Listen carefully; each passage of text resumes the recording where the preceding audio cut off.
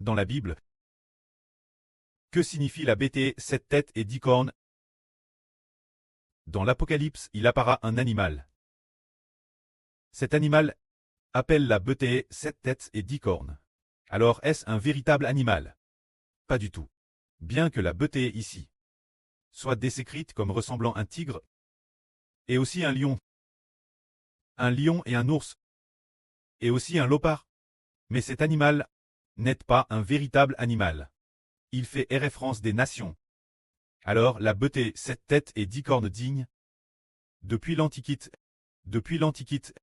plusieurs nations qui ont toujours été ennemies du peuple de Dieu. 7 têtes pour 7 nations. Et la bête 10 cornes représente 10 rois, depuis la création du monde jusqu'à la fin des temps, qui ont toujours été ennemis du peuple de Dieu. Attaquant le peuple de Dieu, persécutant, tuant et détruisant de Dieu les 7 nations de son peuple, ainsi que les 10 derniers rois. C'est cela la bête 7 têtes et 10 cornes. Ce qui est merveilleux, c'est la bête 7 têtes et 10 cornes. Il écrit ici qu'elle a 7 têtes.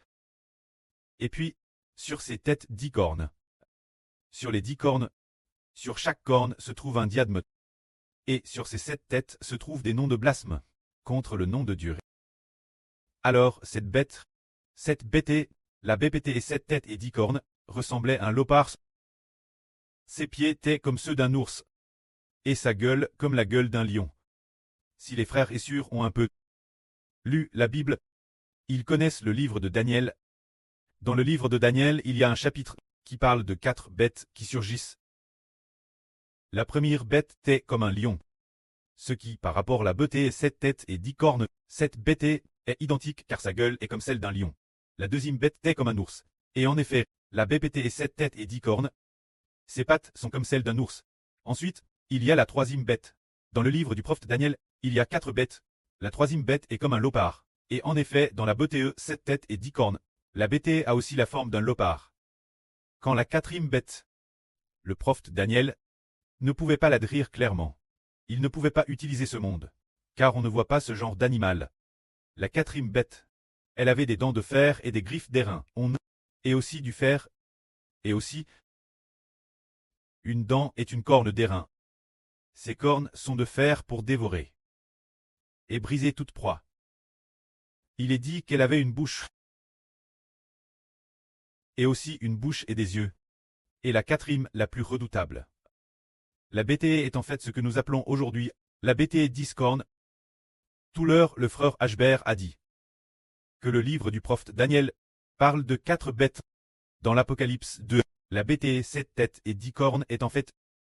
Dans le livre du prophète Daniel, les 4 bêtes sont en réalité parmi celles 7 têtes et 10 cornes. 4 têtes de bête. Alors ici, regardons les 7 têtes et les 10 cornes. Qu'est-ce que cela signifie en gros? Ensuite, le frère Ashbert parlera de ces 7 têtes et 10 cornes de leur mistre. C'est un secret RVL par le frère Ashbert. Les 7 têtes ont 10 cornes cestes pour se battre. Comme les cornes avec lesquelles les bovins et les caprins se battent. Les cornes. Le bout des cornes de vache ou de mouton. Alors, les 10 cornes de la bête 7 têtes et 10 cornes. Sur quelle tête sont-elles placées? Ces 7 têtes. 1, 2, 3, 4, 5, 6, 7. Elles ne sont sur aucune des 7 têtes. Quand ces 10 cornes, c'est la division de la septième tête. Les 10 cornes qui en découlent. Quand la septième tête. Le septième royaume s'est divisé en 10, il s'est divisé en 10 royaumes. Alors les rois des 10 royaumes sont les 10 cornes. C'est pourquoi les 10 cornes de la bête 7 têtes et 10 cornes ne sont placées sur aucune tête. Elles ne sont posées sur aucune tête. Les cornes signifient les rois. Et les têtes sont les nations. Souvent, un pays peut avoir un premier roi, un deuxième roi, plusieurs rois qui gouvernent successivement. Le roi précédent meurt, et le roi suivant prend le relais pour gouverner. C'est ainsi. La tête représente la nation. Et la corne est le roi. Alors les 10 cornes sont les 10 rois de cette époque. Quant aux 7 têtes, les 7 premières têtes représentent 7 nations. C'est juste que les 6 premières nations n'existent plus, et seule la septième nation existe maintenant. Cette septième nation est la Russie. Plus tard, la Russie n'existera plus non plus. Bientôt, la Russie se divisera, et après sa division, elle n'existera plus. Après qu'elle aura cessé d'exister par division, la Russie se divisera en 10 pays, ensuite existants. En tant que 10 pays, Quand les 10 pays s'allient, on l'appelle la bête d'icorne. C'est ce que cela signifie. Ensuite, nous allons expliquer concernant quelles nations sont les 7 têtes. Et les 10 cornes, le frère Ashbert va l'expliquer. Alors concernant cette bête et 7 têtes et 10 cornes, le grand dragon lui a donné son pouvoir, son traîneau et sa grande autorité, cette bête. Qu'est-ce que cela signifie? Le grand dragon est le diable Satan, qui a donné sa puissance, son autorité et son traîne, la bête. Quelle bête a-t-il donné cela? La bête et 7 têtes et 10 cornes. Alors parmi toutes les nations et peuples de la terre, tant de pays. Il n'est mentionne que 7 pays et 10 rois persécutant le peuple de Dieu. Bien SR, le Royaume-Uni et les États-Unis persécuteront aussi plus tard. Mais ceux qui persécutent directement le peuple de Dieu sont la bête et 7 têtes et 10 cornes. C'est pourquoi ceux qui ne sont pas la bête et 7 têtes et 10 cornes. Les autres pays sont aussi des bêtes, mais Dieu, fondamentalement, ne les a pas écrites dans la Bible, car ils ne persécutent pas beaucoup le peuple de Dieu.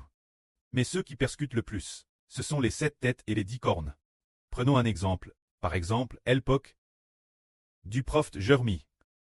Dans l'Antiquité, c'est l'Empire babylonien qui est venu attaquer le royaume de Juda, détruisant finalement le royaume de Juda. Alors l'Empire babylonien. Cette époque, c'était peut-être la Chine. Quelle période? Nous ne sommes pas SRS de. Quelle période en Chine serait-ce sous la dynastie Han? Ce n'est pas SR. Si c'était vraiment la dynastie Han, l'empereur Wu de Han cette époque, avait-il la capacité d'attaquer le peuple de Dieu?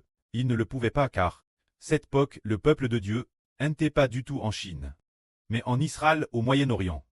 C'est pourquoi, bien que les nations païennes soient toutes sous l'influence des anges Tchous, pourtant, elles n'ont pas directement attaqué le peuple de Dieu. Mais seulement le peuple de Dieu, les nations lisent eux. Ce sont elles qui ont attaqué le peuple de Dieu. C'est pourquoi dans le ciel il y a beaucoup d'anges. Chaque ange régit probablement différents. Les anges régissent l'autorité sur différents pays. Mais pour attaquer spécifiquement le pays du peuple de Dieu, c'est le diable Satan. Le diable Satan utilise directement.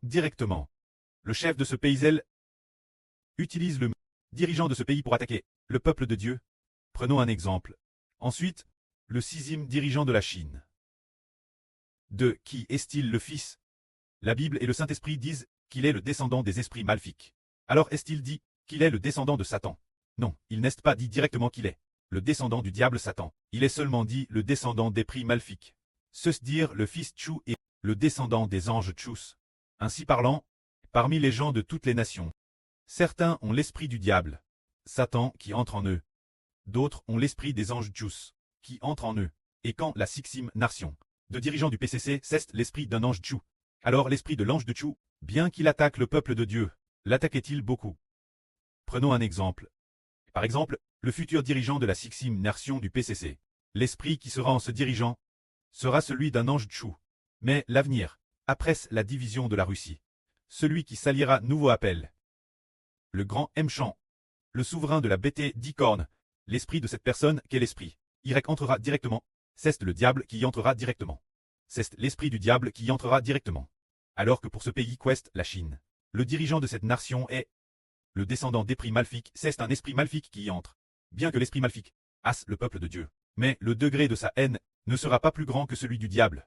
C'est pourquoi l'avenir, celui qui attaquera le plus le peuple de Dieu, ce sera l'esprit du diable, qui entrera directement dans le dirigeant de ce pays. Ce pays attaquera le peuple de Dieu le plus durement. C'est cela qui nous fait comprendre que c'est pour cette raison. Bien SR, toutes les nations sont gouvernées par le diable, mais c'est l'esprit des anges Tchous qui y entre. Le diable ne les dirige peut-être pas directement. Pour plusieurs pays, ils ne sont pas directement dirigés par le diable par exemple. L'empire perse dont nous venons de parler. Ah, la Perse et la Grèce. Alors il y est écrit qu'il y a le chef de la Grèce, le chef spirituel démoniaque de la Grèce, qui garde la Grèce, et la Perse en a un aussi, le chef de l'esprit de sang de Perse. Mais quant au diable Satan, lorsque ce monde touchera sa fin, il entrera directement dans ce grand homme impie. Appelle le grand impie. Appelle l'homme du Pshach, l'intérieur de cet homme, faisant en sorte que cet homme comme le diable détruise le peuple de Dieu. Nous voyons dans la Gens que Dieu dit aussi cela. La Bible le dit ainsi. Que le frère lise l'agence aux frères et sûrs, cela permettra aux frères et sûrs de connaître l'esprit du diable. Bien SR, toutes les nations et tous les peuples sont contre elles par le diable, mais pas directement par le diable lui-même. Ceste peut être par les anges, sous les ordres du diable.